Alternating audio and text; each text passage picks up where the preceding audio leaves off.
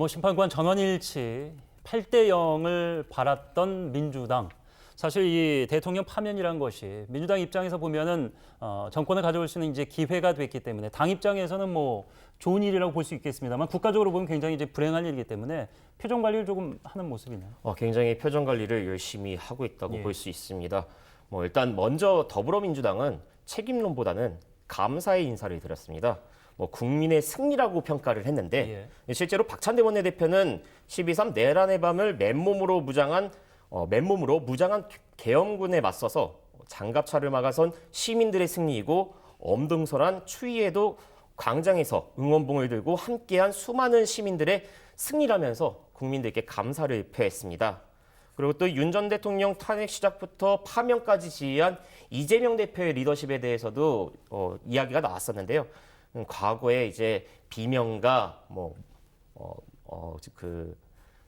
이재명 대표에 대해서 부정적 의식이 있지 않았습니까? 그런 부분에 대해서는 좀 많이 사라지고 친명을 넘어서 번명으로 결집하는 상황이 이어질 것으로 보입니다. 실제로 이제 조기 대선이 이어진 만큼 아까 전에 앵커가 말씀한 것처럼 당내에서 자당 의원들의 승리에 도취된 모습을 좀 경계해야 된다. 특히 언행이나 여당 의원들에게 자극할 수 있는 발언은 좀 삼가하자. SNS를 통해서도 글을 올리는 것도 좀 더 생각해서 올리자고 이렇게 이야기가 나온 것으로 알고 있습니다. 실제 방금 들어오기 전에 그 야당 의원과 잠깐 통화를 했습니다. 굉장히 기분이 좋지 않냐. 그리고 이번 승리에 대해서 당 차원에서도 많이 기뻐하지 않냐 이렇게 물어봤었는데 실제로 좀 의원들이 조심스러워한다. 다들 자중하는 분위기고 나 하나의 실수 때문에 조기 대선을 망쳐놓을 수 있다. 이런 얘기를 하더라고요. 다 된 밥에 초를 칠 수도 있기 때문에 좀 더 주의해야 된다라는 이야기를 하더라고요. 그래서 사실 민주당의 입장에서는 좀 기쁜 일이지만 각별히 또 여당 의원과의 충돌 그리고 또 자극적인 발언에 대해서 특히 언쟁으로 커질 수 있는 부분에 대해서는 좀 삼가해야 된다라는 요청을 받았다고 이렇게 이야기 들었습니다. 네.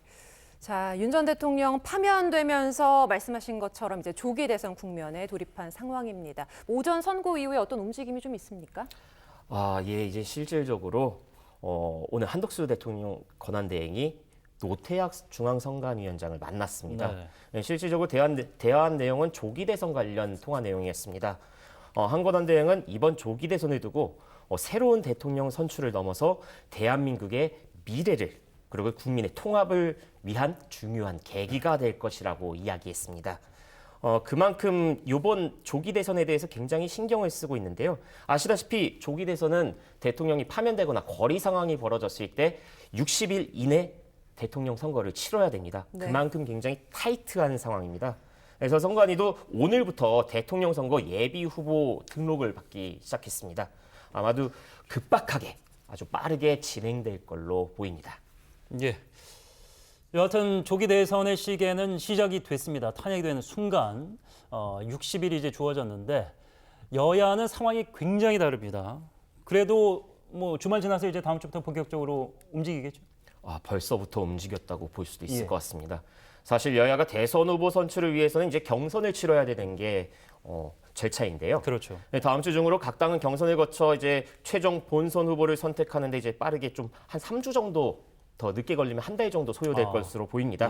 더불어민주당의 경우에는 이제 유력 대권 주자가 워낙 확실하니까요. 그 이재명 대표로 굳혀진 상황이라고 볼 수 있고요.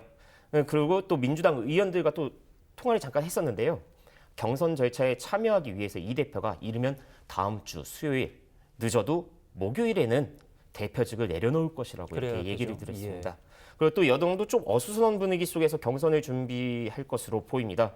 과거 박근혜 전 대통령이 탄핵 상황에서도 좀 빠르게 한 3, 4일 정도 어떻게 보면 애도 기간이라고 할 수 있겠지만 그 기간에 좀 텀을 둔 다음에 실질적으로 이제 조기 대선에 들어간 것으로 알고 있습니다.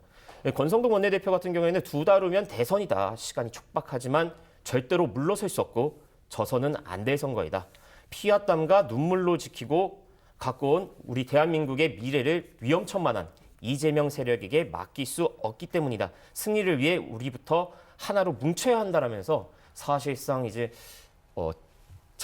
탄핵 찬성파와 반대파 모두 다 합쳐서 대선에 총력을 기울여야 된다고 얘기했습니다. 예, 말씀하신 거 뭐 하나만 좀 여쭤보면은 이재명 대표는 이제 당 대표기 때문에 대표직을 내려놔야 출마 선언이 가능한데 지자체장들은 그 직을 내려놓지 않고도 경선에는 나갈 수 있죠? 예, 맞습니다. 대선 30일 전에는 예. 직을 유지할 수 있기 때문에 그 부분에 대해서는 아직 한 달 정도 여유가 있죠? 예, 맞습니다. 예. 바로 이어질 이야기이긴 한데요. 네. 사실 김동연 경기지사나 홍준표 대구시장 그리고 뭐 지금 아직 공식적으로 나서진 않았지만 유정복 시장, 인천시장 같은 경우에도 아마도 일단 경선을 치르는 동안 확정이 된다면은 직을 내려놓을 걸로 보입니다.